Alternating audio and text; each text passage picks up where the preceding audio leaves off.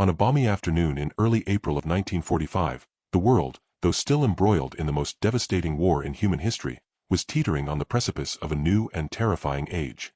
In a small, unassuming office within the White House, a man who had been thrust into a role of unimaginable weight just hours earlier was grappling with the sheer scale of his new responsibilities. Harry S. Truman, the former Vice President of the United States, was now the President.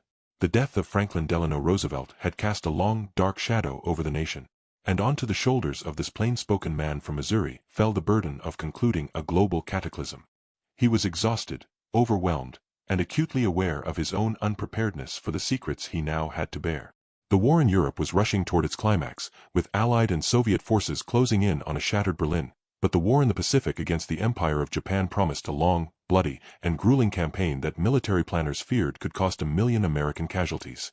It was in this context of immense pressure and sorrow that Truman would receive the first, cryptic hints of a weapon so powerful it could alter the very fabric of warfare, diplomacy, and human existence itself. The journey from a vague mention of vast mysterious industrial projects to the explicit, terrifying reality of an atomic bomb would unfold over the course of 88 days, a period that would test the new president's judgment, his morality, and his soul, culminating in a decision that would echo through the corridors of time. The story begins not with a bang, but with a quiet, solemn ceremony in the cabinet room. It was late on the afternoon of April 12, 1945.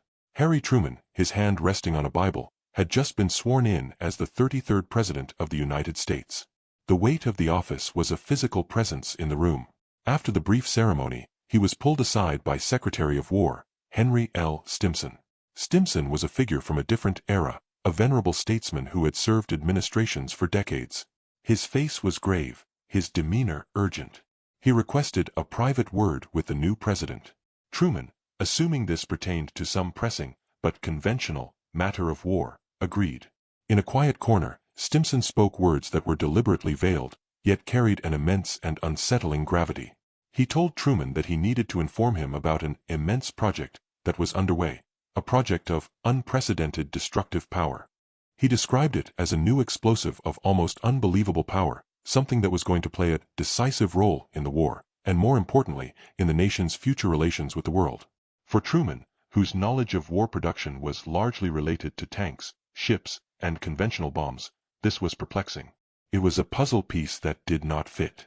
He noted the information, filed it away in his mind as one of the many strange and complex secrets he would now have to manage, and returned to the crushing flood of immediate presidential duties. The war had to be won, the government had to be stabilized, and a grieving nation had to be led.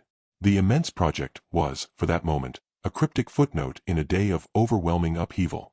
The following day, April 13th, brought a more substantial, though still indirect, briefing. James F. Burns, a former Supreme Court justice and a trusted political confidant who would soon become Secretary of State, met with Truman.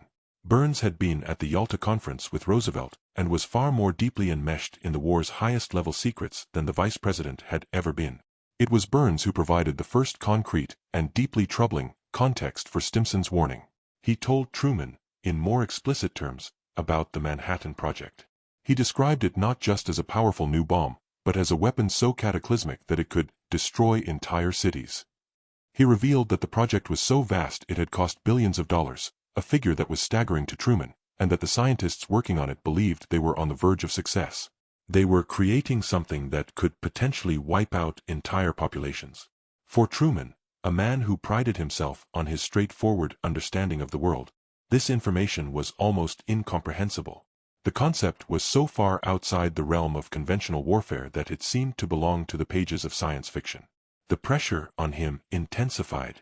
He was not merely managing a war. He was being told he would soon possess a key to a door behind which lay a future he could scarcely imagine. The moral and strategic weight of this began to settle upon him, a slow, dawning realization that his presidency would be defined not just by ending the current war, but by managing the dawn of a new kind of permanent threat to humanity. The formal, comprehensive briefing that would finally pull back the curtain entirely was scheduled for April 25th. This was the day Truman would move from hearing rumors and vague descriptions to confronting the hard, scientific and strategic reality of the atomic bomb. The meeting was arranged with a sense of profound secrecy and urgency. Secretary Stimson arrived at the White House, accompanied by Major General Leslie R. Groves, the hard-driving, supremely confident military engineer who was the director of the entire Manhattan Project. Groves was the man who had turned theoretical physics into an industrial reality, overseeing the construction of massive secret cities at Oak Ridge, Tennessee, and Hanford, Washington, and the primary laboratory at Los Alamos, New Mexico, under the scientific direction of J. Robert Oppenheimer. The document they brought with them was a report specifically prepared for the new president. It was the first time all the pieces were laid out for Truman in a single, coherent narrative. Stimson began the meeting with a solemn and dramatic statement. He told the president that within 4 months, the United States would have completed the most terrible weapon in human history, a single bomb which could destroy an entire city.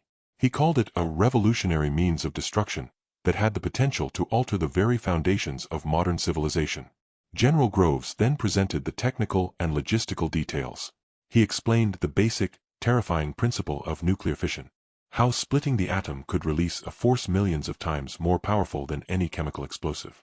He described the 2 parallel paths the project had taken. One focused on enriching the isotope uranium-235, a painstaking process of separating a tiny amount of fissile material from vast quantities of ordinary uranium, and the other on creating a new, man-made element, plutonium, in nuclear reactors.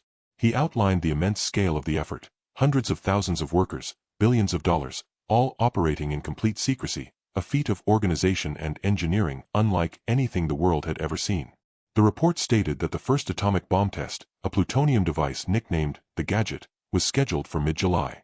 The ultimate goal was clear and stark, to produce a working weapon, and to use it against Japan to force a swift and unconditional surrender, thereby avoiding the horrific casualties projected for a full-scale invasion of the Japanese home islands. For Truman, this was the moment the abstract became terrifyingly concrete. The cryptic comments from Stimson and the alarming revelations from Burns now coalesced into a detailed, actionable, and horrifying plan. He was being told that his administration would soon possess the power to annihilate a city with a single weapon delivered by a single airplane. The responsibility was now irrevocably his. He could not delegate it, he could not ignore it. He was the only man on Earth who would have to decide if, when, and where this new force of almost biblical destruction would be unleashed upon the world. Truman's initial reaction, as recorded in his diary and in the accounts of those who were with him, was a complex mixture of awe, trepidation, and a grim, pragmatic resolve. He was profoundly shocked by the sheer destructive power that was described to him. This was not the reaction of a warmonger or a tyrant eager to wield ultimate power. It was the reaction of a human being confronted with a moral abyss. He understood immediately that this was not just another weapon. It was, as Stimson had warned, a Frankenstein's monster, a creation that could, in the long run, be as great a threat to the United States as it was to its enemies. He grappled with the philosophical implications, wondering if such a weapon could ever be used without crossing a line from which humanity could never return. He was a student of history, and he knew that the introduction of the atomic bomb would mark a permanent, dark turning point. The world of his childhood, the world of conventional warfare and defined fronts, was gone forever, replaced by a new, terrifying paradigm where a single act could unleash apocalyptic fire. Yet, superimposed over this moral horror was the immediate, crushing pressure of his role as commander-in-chief. The war was still raging. American soldiers, sailors, and Marines were still dying in the Pacific, on islands like Iwo Jima and Okinawa, in battles of unimaginable ferocity. The Japanese military doctrine was one of fanatical resistance. Surrender was dishonorable, and they were preparing to defend the home islands with every man, woman, and child. The intelligence estimates, based on the brutal fighting on Okinawa, projected that an invasion of Japan, scheduled for November of 1945 under the code name Operation Downfall, could result in over 1 million American casualties and many millions of Japanese deaths. This was the grim arithmetic that sat on Truman's desk. To him, the atomic bomb presented itself not as a weapon of wanton destruction, but as a possible instrument of salvation, a shocking, terrible, but potentially war-ending blow that could save countless American and Japanese lives by making a bloody invasion unnecessary. This was the core of the dilemma that would define his presidency, the terrifying long-term consequences of using the bomb versus the immediate, certain carnage of not using it. His reaction was not one of gleeful anticipation, but of a somber, reluctant acceptance of what he saw as a military necessity. He saw it as the least horrible option in a menu of universally horrible choices. In the weeks that followed the April 25 briefing, Truman did not dwell publicly on the bomb. He focused on the closing acts of the war in Europe. On May 7, 1945, Germany surrendered unconditionally. Victory in Europe was won, but the focus shifted entirely to the Pacific.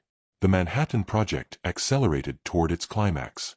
At the secret laboratory in Los Alamos, scientists and engineers worked around the clock to prepare for the first atomic test. J.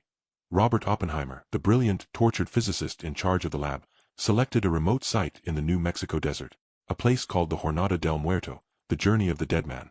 The irony of the name was not lost on those involved. The test was given the code name Trinity. As July approached, the pressure on Truman intensified. He was now en route to Potsdam, Germany, for a conference with the Allied leaders, Winston Churchill and Joseph Stalin, to discuss the post-war order and the terms for Japan's surrender. He was traveling with the knowledge that at any moment, he could receive a message informing him that American scientists had successfully unleashed the power of the sun on Earth. That message arrived on July 16, 1945. Truman was at the Little White House in Babelsberg, a suburb of Potsdam, when Secretary Stimson received a cryptic cable from General Groves. The initial message was carefully worded to maintain security, but its meaning was unmistakable. It read, "Operated on this morning. Diagnosis not yet complete, but results seem satisfactory and already exceed expectations." A follow-up message provided the stunning details. The Trinity test had been a success beyond their wildest dreams. The blast, equivalent to over 20,000 tons of TNT, had vaporized the steel tower from which the bomb was detonated, turned the desert sand into a sea of green glass, and generated a heat so intense that it was felt miles away. The light from the explosion was seen from 3 states. One observer famously recalled a line from the Hindu scripture, the Bhagavad Gita, "Now I am become death, the destroyer of worlds." When Stimson delivered the full report to Truman, the president's reaction was one of subdued, sober triumph. He was visibly energized, not out of bloodlust, but from a position of dramatically strengthened diplomatic leverage. He now possessed the ultimate trump card. The success of the test meant the abstract was now real. The bomb was no longer a theoretical possibility. It was a tangible weapon, sitting in a hangar, ready to be used. The decision point had arrived. Armed with this new, terrifying power, Truman approached his meeting with Joseph Stalin with a new sense of confidence. On July 24, after a formal session of the Potsdam Conference, Truman casually walked over to the Soviet leader, accompanied only by his interpreter. He deliberately did not use the word atomic. Instead, he mentioned to Stalin that the United States had a new weapon of unusual destructive force. He watched Stalin's face carefully, looking for any sign of surprise or concern. Stalin's reaction was famously, and deceptively, calm. He simply said he was glad to hear it and hoped the Americans would make good use of it against the Japanese. Stalin, thanks to a sophisticated Soviet spy network embedded within the Manhattan Project, already knew more about the atomic bomb than Truman did. His nonchalance was a masterful act of deception, masking the frantic orders he would soon send back to Moscow to accelerate the Soviet Union's own atomic program. For Truman, Stalin's calm reaction was puzzling, but it confirmed his belief that the Soviets could not be trusted and that the bomb might be necessary not only to end the war with Japan but also to check Soviet expansionism in the post-war world. With the successful test confirmed, the final order now had to be given. Truman assembled his top advisors, Stimson, Burns, Secretary of the Navy James Forrestal, and Chief of Staff Admiral William Leahy, for a final discussion. There was no grand, formal vote. The consensus, with one notable exception, was that the bomb should be used to bring a swift end to the war. The sole dissenting voice among the inner circle was Admiral Leahy, a man of old-school military principles. He found the concept of the bomb barbaric. "This is not war," he argued, "this is killing women and children. We've adopted an ethical standard common to the barbarians of the Dark Ages." But Leahy was in the minority. The overwhelming advice Truman received was to use the weapon. The target committee had already selected cities. Kyoto was initially at the top of the list, but Stimson, who had visited the city and knew its cultural and historical significance to Japan, successfully argued for its removal. It was replaced by Nagasaki. The final list included Hiroshima, Kokura, Niigata, and Nagasaki. These cities were chosen because they were military and industrial centers that had been largely spared from conventional bombing, making them pristine targets for evaluating the bomb's full effect. Truman later stated that he never had any doubt in his mind about the decision. He saw it as a purely military action to end the war and save lives. He gave the final approval, authorizing the military to use the atomic bombs as soon as they were ready, with no further warning to Japan beyond the already issued Potsdam Declaration, which called for unconditional surrender or face prompt and utter destruction. The order was transmitted. On August 6, 1945, the B-29 bomber Enola Gay, piloted by Colonel Paul Tibbets, took off from Tinian Island in the Marianas. Its payload was a uranium-based atomic bomb nicknamed Little Boy. At 8:15 a.m. local time, the bomb was released over the city of Hiroshima. 43 seconds later, it detonated 1,900 feet above the city. A blinding flash of light was followed by a fireball hotter than the surface of the sun. A supersonic shockwave radiated outward, flattening nearly everything within a 5-mile radius. The resulting firestorm incinerated what remained. An estimated 70,000 people were killed instantly.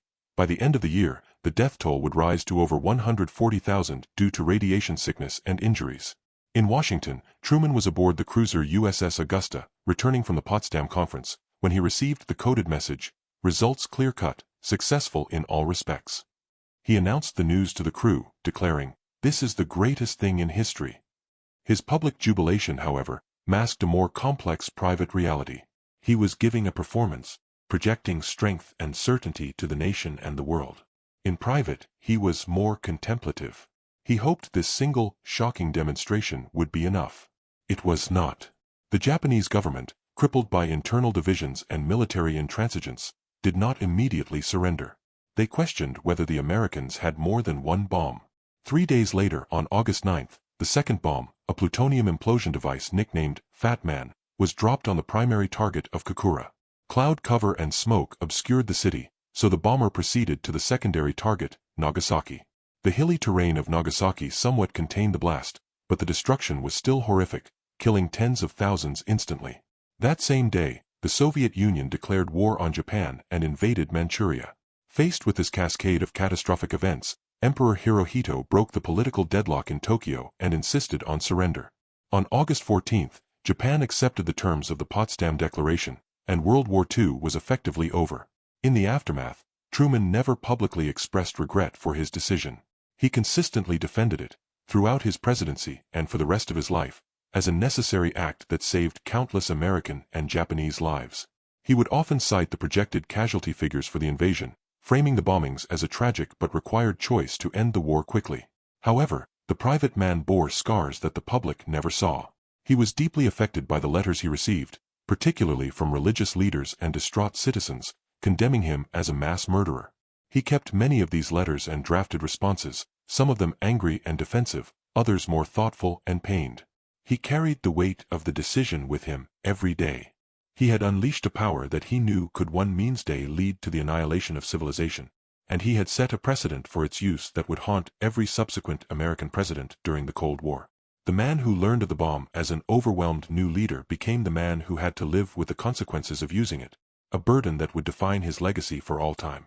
The day Truman learned the U.S. had an atomic bomb was the day the modern world began, a world living perpetually in the shadow of its own potential extinction, and the weight of that knowledge, and the decisions that followed, would shock the conscience of humanity forever.